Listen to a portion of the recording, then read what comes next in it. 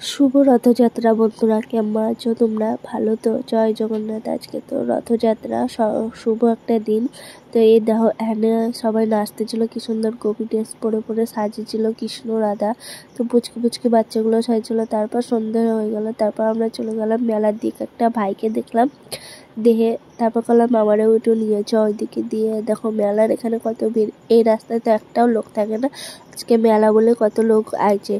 তো দেখো এরা এসে দাঁড়িয়েছিল, তা আমরা দুজন মিলে দেখো একসাথে এবার মন্দিরে প্রবেশ করছি সবাই মিলে।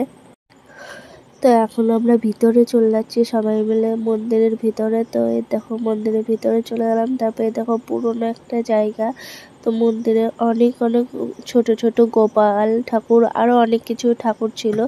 তো সেগুলো 3 পাক করে আমার ঘুরতে হয় বলে আমরা ঘুরছিলাম। আর এগুলো অনেক পুরনো যুগের, প্রায় অনেক বছর যুগের সবাই বলে, তো আমরা শুনেছি।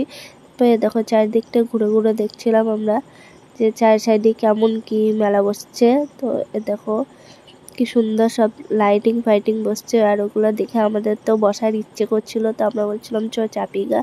তো আমাদের তো অনেক বড়, তাই আমাদেরকে নিবে না, বাচ্চাদের জন্য। তারপর মেলাটা ঘুরে ঘুরে দেখছিলাম। এরা ব্যাগ দেখছিল। দেখো একটা আংটি পর্যন্ত করেছে, কিন্তু সাপের।